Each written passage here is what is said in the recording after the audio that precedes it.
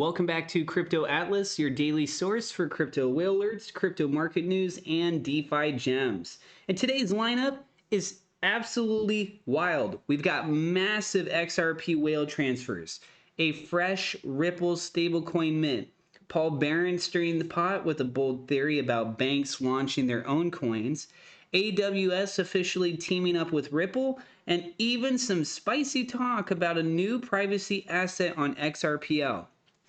Oh, and Bitcoin, yeah, it's entering its most bullish month of the year. So grab your snacks, your charts, whatever you need, because this episode is stacked. And something big is happening with XRP whales right now.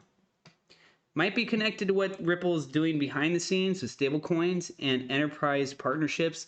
Let's go ahead and dive right in. So check this out. Just before 4:15 p.m. on October 31st, a massive 74.5 million XRP worth about $189 million was moved from an unknown wallet to another unknown wallet. No exchange, no name, nothing. But the wallet that sent it, that's where it gets interesting. This wallet was originally activated by BitGo, one of the biggest self-custody providers in crypto. The account's got multi-sig enabled, the master key is disabled, and it's sitting on roughly 99 million XRP in total. That's not your average retail wallet, folks. This is a high security setup. It screams institutional. It's like someone moving chess pieces behind the curtains. Now, here's where things get spicy. Only a few hours earlier, we saw another big whale alert, 20.8 million XRP. That was worth about $52 million. This time from an unknown wallet straight into Coinbase. That's a clean on-ramp to a US exchange, possibly liquidation or preparation for major movement. Either way, two massive transactions in the same day, one staying private, the other going public. And when you look at them side by side, both transfers hit within hours of each other, both in the hundreds of millions, both right before the weekend, when liquidity typically dips. So are we looking at coordinated repositioning, maybe whales shifting around for market making activity or even Ripple related treasury options? It's hard to say for sure, but that BitGo tag is the tell. BitGo is heavily used by institutional custodians. Combine that with the Coinbase deposit, and yeah, I bet this wasn't just random movement. And so before we continue on with more news, I just want to let you guys know I have a referral link down in the description below for the crypto exchange BTCC. You can actually pause the video here if you want to read up on this a little bit more, but I do have my referral link in the description. Also, if you want to stay updated, you can check me out over on Telegram. Feel free to join that. That's also in the description. So continuing on with the news, right after those whale transfers hit, the Ripple stablecoin tracker dropped an alert for 36 million RLUSD that just minted at the RLUSD treasury. That's Ripple's stablecoin ecosystem firing up again. The timing is too close to ignore. It feels like liquidity is being mobilized. You've got XRP shifting in giant chunks, a new stablecoin batch being minted, and then, almost like clockwork, Ripple-connected chatter starts heating up on Twitter. You can literally watch the ecosystem come alive. And speaking of chatter, Paul Barron went nuclear over on Twitter with one of the boldest takes that I've seen all week. He basically says this might be the master plan Brad Garlinghouse has been setting up for years. And think about it. Every major bank now wants their own stablecoin. JP Morgan's got JPM coin, Bank of America, Citi, Wells, they're forming a US consortium coin. Then you've got the European side, which is ING, Deutsche Bank, UniCredit, all working on their euro-denominated coins for 2026. That's not the decentralized future we were promised. That's fragmentation, every bank building their own walled garden. But Barron's point hits hard. If banks all make their own closed networks, who bridges those walled gardens? Who provides the rails that actually connect them? XRP. That's literally what Ripple built the tech for, interoperability between isolated systems. So when he says this is exactly why XRP exists, he's not wrong.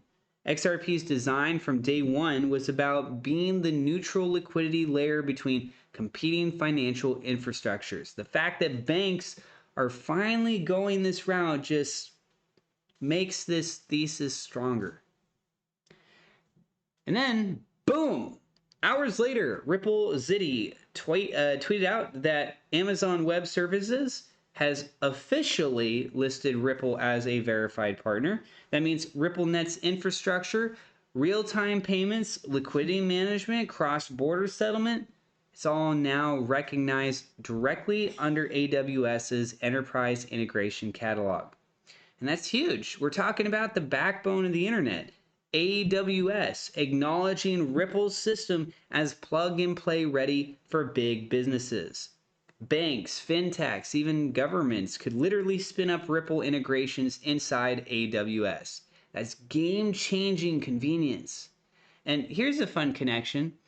Amazon and BitGo have shared back-end integrations before. So seeing BitGo wallets moving XRP the same day AWS lists Ripple, yeah, that's eyebrow raising. You can't prove that it's coordinated, but sure feels like something is syncing up against across the ecosystem.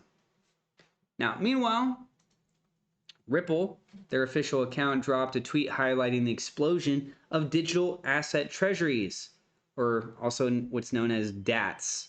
Basically, these are corporate treasuries that hold digital assets as part of their operations.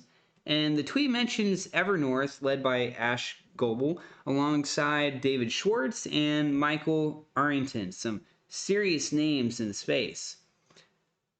What's crazy here is that Evernorth is being framed as the next step for XRP liquidity evolution, like a real-world layer where corporations actually use XRP for treasury functions, not just speculation. That's institutional-grade usage, not retail hype.